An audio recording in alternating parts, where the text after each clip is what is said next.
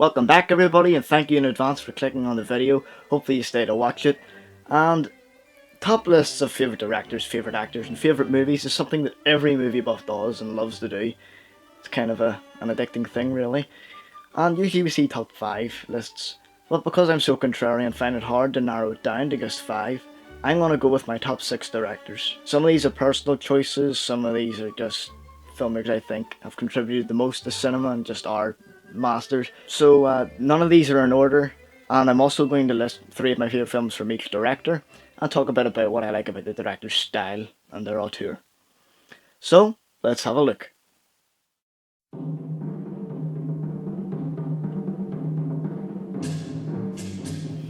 Let's start with the famous Japanese director, Akira Kurosawa. One thing I like most about Akira Kurosawa is you can definitely see his use of the camera throughout his films. In Seven Samurai and The Hidden Fortress, he knows where to place the camera for the action. You can also see that in Ran, for instance, with shots of the horses running and stuff. And he never forgets to capture the emotion with the close-ups, such as in Ikaru, which is basically most of the film, seeing Shimura's face throughout the film. And yeah, I definitely like how he uses the camera. Kurosawa's made such a range of films, it's easy to see that he's an intricate kind of filmmaker. He's made a war epic, he's made samurai movies, serious dramas, films depicting poverty and destitute people, and then there's his spin on crime films such as in Stray Dog and The Bad Sleep Well, or High and Low. It's High and Low, yeah. But yeah, he definitely has a range when it comes to making movies. And along with this range of movies that he's made, he seemed to like using one particular actor, and that was Toshiro Mifune, famous Japanese actor, appearing in 15 of Kurosawa's films. Now that's a partnership, and they definitely create a great energy on screen. I mean, some of the best Kurosawa films do have Mifune in it, and I think every single performance that Mifune does on screen is fantastic. One thing that he's very good at in his films is capturing nature and weather to anchor the character's feelings. This is used a lot in films today, and for example, a famous one that you will all know is The Shawshank Redemption, when we see rain used as a form of baptism towards the end. But Kurosawa has definitely used rain effectively. In Rashomon, for instance, we see rain being used to give this sense of depression. In Ikiru, it's like this, it gives this melancholic feel, and in Seven Samurai, it gives it that emotional tragedy during the action. And you can definitely see that it reinforces the feelings of the characters in the story itself. Well, here are my favourite 3 Kurosawa films. First up is Rashomon. True to the human mind, capturing how we lie, and that we never really know the truth. We have heard the phrase, the camera never lies, but here, the camera does everything but tell the truth. Ahead of its time, the film is a narrative structure preceding that of other directors famous for it like Tarantino and Nolan, and altogether the film will have you questioning everything, every detail in the film. We are given the same story from 3 different perspectives, one being from beyond the grave, which makes it very interesting, and Rashomon is an excellent film for rewatching, only being at 19 minutes, and being one of those films that you need to look at every detail, and that's what makes it one of my favourite Kurosawa films. My second pick is Redbeard. For me, this is his underrated feature, and I don't think that many people have seen it compared to his other films like Seven Samurai. And it's a true exploration of the human condition and relationships that we have with other humans, and I think the way it examines the human soul is fantastic. It is Kurosawa at his most emotional, and Mifune once again plays an iconic role. This is not a samurai movie, but one about a young doctor coming to learn at an asylum, who meets the doctor nicknamed Redbeard, who is played by Mifune. The film looks at his learning and frustration of healing the patients there, and we see this beautiful relationship between Mifune and the young doctor. We also get to see a great scene involving Mifune fighting, which is an excellent throwback to his earlier career. Overall, I think Redbeard is an essential Kurosawa film, and it's one of my top 25 films very easily. My third favourite is none other than Seven Samurai. This is an obvious choice, of course, which most people put on top. After a well-needed rewatch, I fell in love with this film, and its influence on cinema is very obvious. Even in a film like A Bug's Life, it takes the concept Seven Samurai has of a community of people seeking help from afar to protect them, and it even went on to get remade, which we now know as The Magnificent Seven. Seven Samurai is an excellent choice for the first Kurosawa film to watch, and if you haven't seen it yet, I seriously recommend it. Seeing what Kurosawa does with this action samurai film is just brilliant, and it's nothing short of entertaining, sometimes funny, and very thrilling.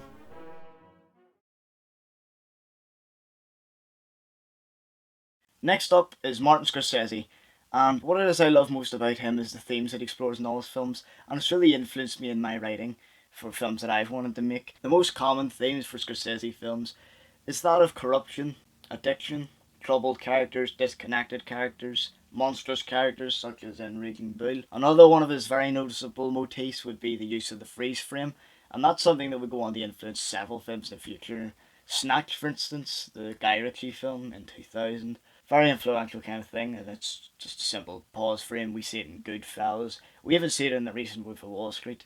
Then we have the great tracking shots that we see in films such as Goodfellas, and it really brings you into the atmosphere. For instance, in Casino, we have the long shot when we enter the casino. We see all this crazy stuff going on, all the gambling, all the corruption, all the money being used. And it's the way he just brings you into this atmosphere of showing you everything.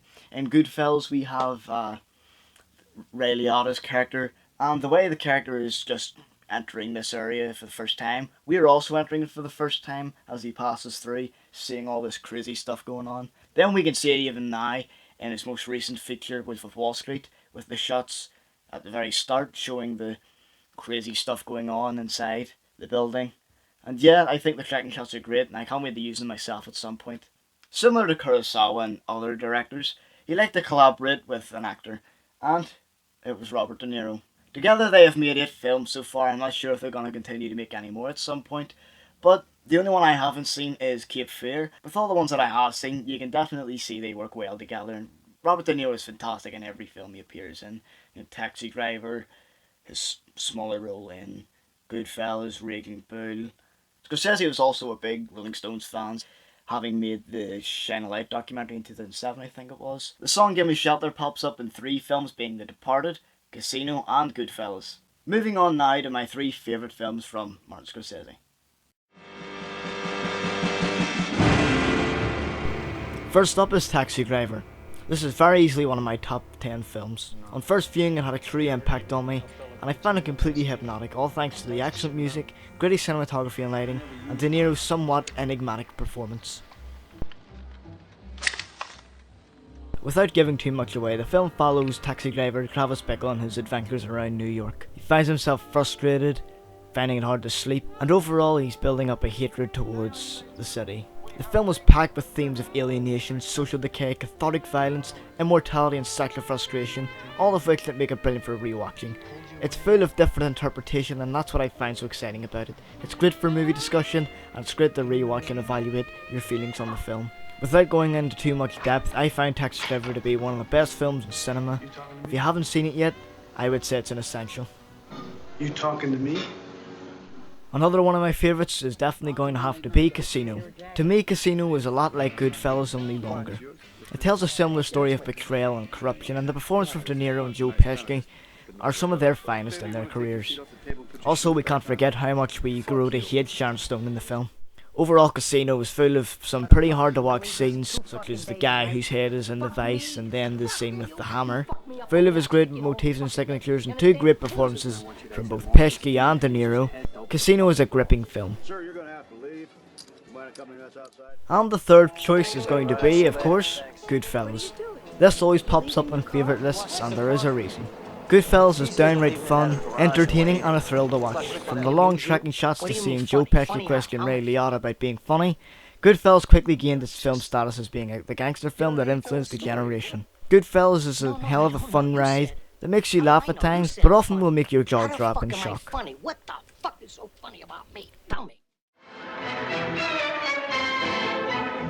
My next choice would have to be Charlie Chaplin. I don't see many people put him high up as I would, but there's just something profound about his films. Humanism, the comedy, the slapstick, I think everything he does is brilliant. Some people say that he's too sentimental, but I don't care, because what I know is I enjoy his films when I'm watching them. Although he doesn't have as great a range or diversity in his filmmaking, I think what he's done with his films is fantastic. The emotion that he brings to the screen is nothing short of a miracle, and whenever we see the tramp getting separated from Jackie Coogan, it hits you right here. He was one of the first to bring to the screen tragedy and comedy. Back in the silent era, whenever film was starting out, comedy was comedy and drama was drama. Never did they combine. But Chaplin went ahead and tried to make the two, and the blend that he created is fantastic. Because now, today, we see lots of films going for the comical side, but also try to have the heartfelt side to it too. So in a way you could say Chaplin is the precursor of all of that. And I can't forget to mention that his films are hilarious. Modern Times, City Lights, The Gold Rush, the slapstick is fantastic, the physical humour. For a film to still be funny 60 years on, 70 years on, heck, even 100 years on, because in 2021 the kid will be 100 years old, shows how timeless the film is. And his films certainly are timeless in the message and emotion that they bring. Now here is my 3 favourite Chaplin films. First pick for me would have to be The Kid, which was the first silent film I'd ever seen. Instantly I was amazed at the emotion and power it had, which really got me into the history of film. The Kid opens up with a woman leaving her child unable to take care of it, which a tramp then comes along and sees. At first he wants to ignore it, but his conscience hits him. He takes the child in as his own, and we see him raise the child throughout the film.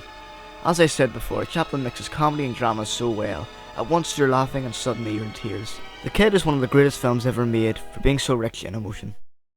Released in 1936, Modern Times would mark Chaplin's last silent film, which still has sound effects and voices used in it, but has cleverly been those of only positions of power and machines. A clever metaphor for the world we live in, and a message that maintains its relevance even today. Modern Times is a story of romance, industrialisation and hardship, but works extremely well as a comedy. After 3 watches I still think it is hilarious. In 1940, Chaplin would make what would be his most controversial film, and for me, it's another masterpiece. The Great Dictator, as the poster suggests, is a political satire of Nazi Germany. The physical similarity between Chaplin and Hitler had been talked of before. The film is full of political allegory and ultimately brings the issue of anti-Semitism, hatred and war to the screen, which for its time is astounding. The film was very popular in the US, making it a box office success. After images and found footage of the Holocaust and more information had been brought out, Chaplin said had he knew what really went on at the time, he would never have been able to make a film about it. The Great Dictator ends with one of the most famous speeches ever made that chokes me up just to think about it. The film maintains Chaplin's mastery of humour and romance, but when we come to the glorious finale, you'll be shook to the core with his humorous speech. The Great Dictator for me is truly one of the most amazing films ever made.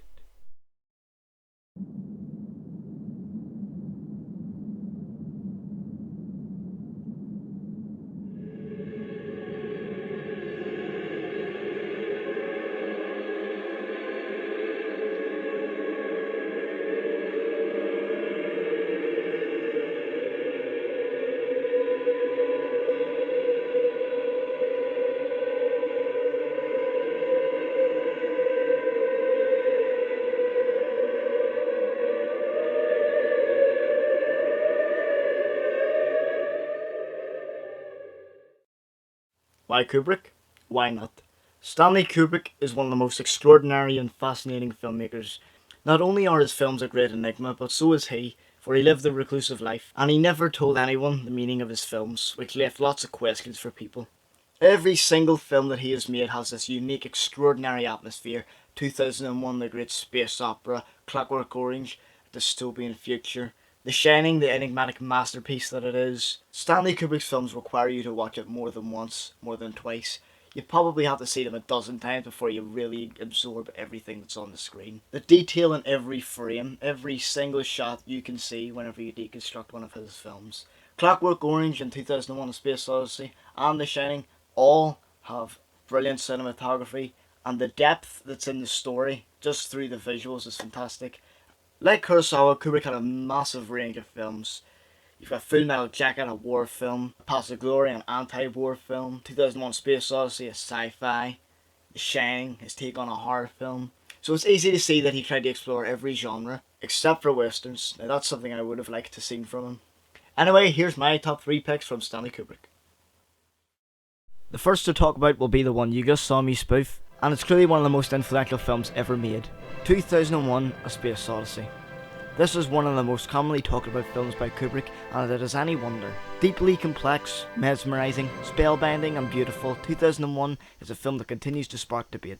As I said, Kubrick never talked about the meaning of his films and used films as a subjective force. 2001 is full of different interpretations, which has led to books and videos trying to analyse the meaning behind the subtext of the film.